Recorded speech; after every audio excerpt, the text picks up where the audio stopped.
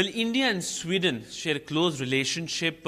Just last week, the Indian Prime Minister and his Swedish counterpart had a virtual summit. The Indian Prime Minister has been to Sweden in 2018 for a bilateral visit and for the India-Nordic Summit. With me is the Swedish envoy to New Delhi to talk about this relationship. And of course, the first question, an obvious one, is on the virtual summit. So how do you see this virtual summit as, and what has been the key outcome of this summit? Well, thank you, Sidhant, for coming and following up on the summit, which is the latest of, I believe, 5 close interactions between our prime ministers in recent years. They have a good working relationship. Obviously, during the COVID times, this is the mode that they have to follow, to have a virtual summit. It was a good opportunity to run through what is a very active partnership. They have a joint action plan together and also an innovation partnership. So this summit really gave a wonderful opportunity to run through the priorities, which remain the same, naturally. We have a very strong cooperation on trade and investment, on various kinds of research, on health, a number of key issues that are never more important perhaps than now. Climate change is another area that they discussed, and of course we're looking at some of the forms of cooperation that we've had for years, but also new and innovative ways. Sweden has decided to join the International Solar Alliance. Our prime ministers are partners in the so-called LEAD IT or LEAD IT group, leadership group on industrial transition, which is also looking at new production methods down the line in key industries which are major polluters historically. So those are some examples that I would highlight. COVID cooperation is something that Sweden has been talking about, India has been talking about. India has been sending vaccines across the world, and Oxford AstraZeneca vaccine is being produced by the Indian manufacturer. So how India and Sweden are talking about this global crisis and particularly on the COVID vaccines? Thank you. We've had interactions between our health ministers over the year, and we've had a number of other interactions also with experts from both sides. We have a health MOU in effect since well over a decade. Our Minister for Social Affairs and Health Issues, Life Science, was here 2 years ago with a big delegation. There is, under the MOU, also cooperation, and one of the issues that was discussed and highlighted last Friday was a health hub that's being created at the AIIMS in Jodhpur, Rajasthan, as perhaps the latest manifestation of cooperation in this area. Of course, COVID is a prime, an obvious discussion point at this time. And I believe it's fair to say that Sweden is congratulating India for the work it's doing in so many areas, including, not least, being the pharmacy to the world in producing vaccines. It's true that AstraZeneca is here in a big way, cooperating with the Serum Institute in Pune, and we're watching very closely both the rollout, the production and rollout of vaccines and for vaccinations in India, which is taking place, but not least, as you mentioned, also the international effort under COVAX, but also bilaterally, what India is doing to help its neighbours, for instance, but also rolling out. I think Ghana was the first country that received Indian vaccines under the COVAX. So very impressive, and this was recognized. So coming to the key outcome of Prime Minister's 2018 visit was the innovation dialogue.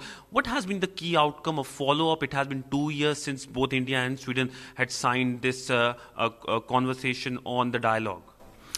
We have an innovation partnership. It's part of the action plan, the joint action plan, but it's also a standalone partnership. So we have excellent cooperation between our research foundations, our funding agencies on the innovation side. The Prime Minister of Sweden is personally very engaged in innovation. He chairs the National Innovation Council himself.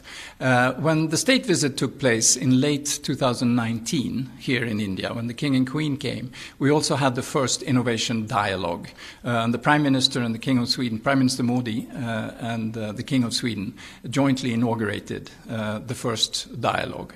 And I think it's a way for us to learn from each other and to also have our agencies, our ministries, but not least, both the private sector and research institutions, academia, etc., involved in innovation. It is such a collective, if you will, noun for everything that is going on, and that will lead, we hope. It's called an Innovation Partnership for a Sustainable Future, actually, literally. And I think that points the way very clearly, both that it needs to be sustainable from an environmental climate point of view, but also in job creation and creating employment, which always is an important factor for India, for Sweden, globally.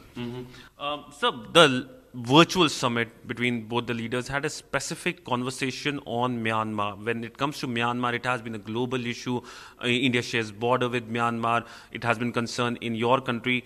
What kind of conversations were there between the two leadership? How do you see the crisis in Myanmar?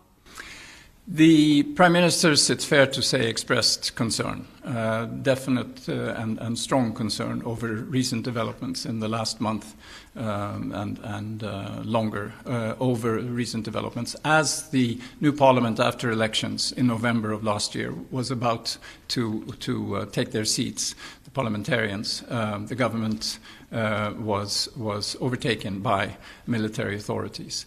It is particularly troubling, I would say, given the last 10 years of democratic change, the opportunities, the free elections in 2015, followed by elections in 2020, in November of 2020, which have given an increasing clear majority for a party and for civilian rule.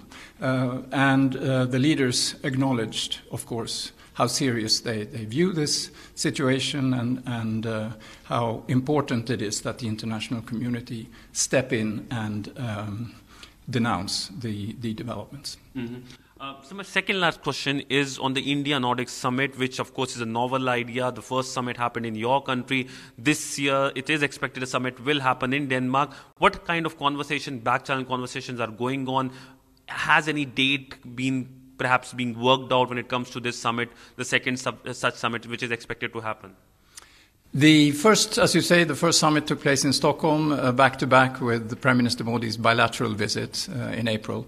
And we were very happy and honored to be able to host that. I think it's a very useful way of combining. I mean, the Nordic countries have a long history of cooperation. We're neighbours, we're cousins, if you will, and very similar, both when it comes to many of the policy issues, but also when it comes to the focus of our economies, being sustainable, being green, and very heavily into information technology and modern societies, if you will. So I think it also, if I may speak for India for a moment, I think it's a very clearly a useful way of meeting several leaders who happen to be, as I was just explaining, the Nordics, similar in focus in many ways. Of course, we're independent countries. Some of us are members of the European Union, some are outside.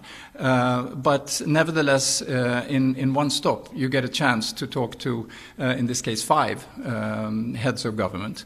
And you can set out ways of cooperation which are similar to the bilateral aims, but perhaps also have a multiplying effect because there are more of us. Together, we are, when it comes to population, fairly moderate and humble, certainly by India and other countries. But I think the economic output and our interest in cooperating closely with India in some of these new modern fields is huge. And the benefit for us, 5, and for India, I think, is definitely there. And clearly that's why the Prime Minister and the government of India sees it in its interest to also approach us as a group, combined with the bilateral, naturally, relations that continue. So my last question, there have been reports in Swedish media of a certain Swedish company being alleged to have been involved in bribery here in India. Any reaction to that development, the reports which have been coming out? I haven't seen it. I've seen some headlines on this. And I think it's a news story. If there's anything to the allegations that obviously are being made, I'm sure the relevant authorities will look into this and will hear more, or it will prove that they are just that, allegations. But naturally, these issues are taken very seriously by the Swedish government as well as the Indian government. So I'm sure the relevant authorities will look at it, and we will see what they have to say, if anything is there to say.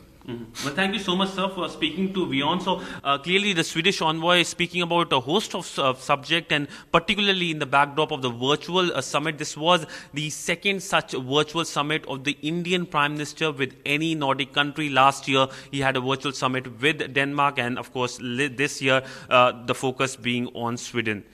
With video journalist Neeraj Patel, Sidhant Sibal for WION in New Delhi.